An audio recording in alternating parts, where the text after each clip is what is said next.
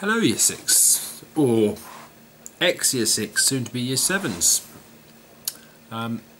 This is going to be the last video message that I've sent you. I don't have ever sent a class as many video messages as I have to you. And you're what, my 10th class now? I remember making you my very first one last year, this time in Budapest, when I was getting ready to move. And very kindly, Miss Powell sent you a very sweaty face video of me explaining who I was. So you get to see me next year, because obviously I wasn't in the country when you did your transition. I sent you another video just after when lockdown went into place, because I had to go home for a couple of extra days. I think my cats were photobombing that video. And now I have to send you this one, make this one last video for you. I don't like having to make this video, because I'd much rather have been able to say this to every single one of you in person. But fate is not always on our side, is it? So we do the best with what we've got. It's been a very strange year. I had an amazing first half of the year, and the second half of the year was very different, and it's for everybody. So I've got two ways of thinking on this year. I could think at the moment I could either be really annoyed and really frustrated that I got denied the time with all of you, that we didn't get to go on our residential, that we didn't get to have all of the summer fun together, all 27, 28 of us. Or I can look at it on the way that I think I'm going to go. I'm going to look back at all the things that we did together. All the times that you made me laugh, I made you laugh. All the times that you impressed me with your behaviour. All the amazing pieces of work you did, the looks on your faces when you didn't quite get something, then all of a sudden it clicked. I had such an amazing 7 to 8 months with you. I had so much fun. Normally when I teach Year 6, I have to do a lot of work to get them up to scratch. They all still act like Year 5s until about halfway through the year. I never had that problem with you guys. The moment I stepped into my class, you were first of all helping me start my new school, and then you went straight into the role of Year 6s. You were kind, you were mostly very well behaved, with the occasional slip up. You were fantastic role models. And I was very proud of you. I always am very proud of you, but from the moment I took over from the previous teachers, I think you've been an outstanding Year 6 class, and I'm very, very proud to have been your teacher. Possibly the one time I wasn't proud to be your teacher was during the Christmas rehearsals, where every day I dragged you into the hall kicking and screaming, and you sat there and you sang like this. Certain people in particular, you know who you are. But then again, as always, I went away for a couple of days. I left you in the very capable hands of Mrs. Stanley, thankfully. And I came back and you were singing and you were dancing, and most of you were smiling during that Christmas performance. But apart from that, everything I've ever asked you to do, you've done to the very best of your ability. You've done it with smiles. You've done it with laughs. Particularly our fair trade debate. That was one of the more entertaining lessons I've ever taught. Lucas demonstrating his debating skills and his ability to sell every single person out in order to get what he wants. He'll make a fantastic businessman when he's older. In the way that you considered your positions, some alliances were made. I think the plantation owners got a bit of a rough end of it. I think that was Jerry L. and Madison's group. I thought it was once you started to realise just that you were the bad guys. It took a very entertaining turn. Similarly, cutting open the hearts was fantastic. That was so funny. We had some children who were very, very squeamish, who didn't want to get anywhere near it, and I understand that. I think I fall into that category.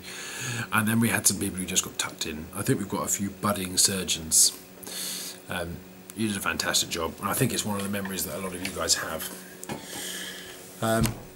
Since we've come back after lockdown, I know we've been missing 4 or 5 of you. Missing Jerry L, Lucas, Rocco and Freya.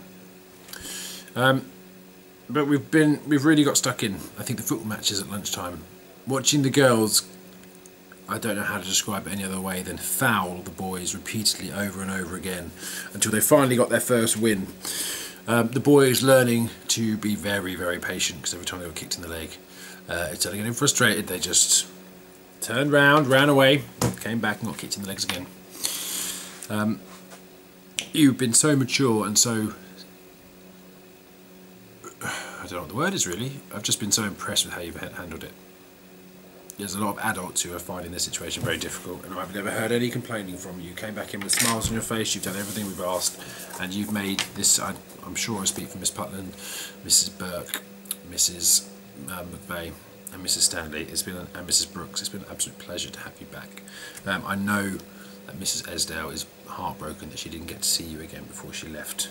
She's been asking after you, so if you ever see Mrs Esdale around, just give her a big wave. I know she missed you terribly. We've talked about going on to secondary school, and I think for a lot of you it's a mixture, isn't it? Some of it's excitement, some of it's nervousness, and some of you are a little bit scared. You're okay to be all those things. I'm not worried about you. I'm not worried about you. You are more than ready to go off to secondary school. And when I say more than ready, I'm not talking about academic, how you're doing with your subjects. So the fact we missed out SATs, that's not what's important to me. It is my main job to teach you maths and English. But the things that we try and teach you at St John's is what type of person you are. And I know that every single one of you is compassionate, is fair, and most importantly, are kind.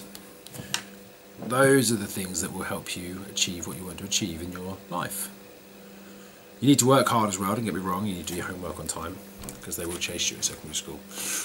But you need to go out in the world and you need to make it a better place. I've told you many times this year, we're relying on your generation, because you're going to be the ones who inherit everything, you're the ones who take over.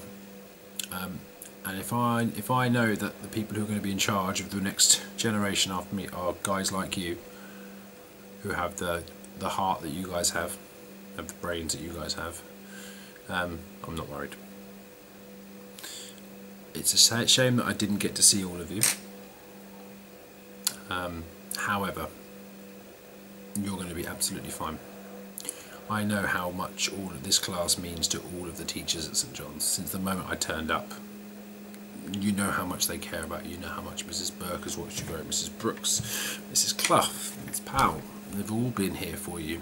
Some of you have been here since reception, and they'll be very sad to see you go. But it's very sad when year sixes leave. However, it's part of life, it's part of getting up. You're growing up, you're too old and too big for primary school now. You need to go and spread your wings. Okay? And I'm, for one, am very excited to see what you guys turn out to be. Okay, so I wish you all the very best. I'll always be here. If you see me, I expect you to wave at me. If you want to come and chat with me, you know I'm here. Okay. Good luck for the future, year sevens, and you know we're very proud of you.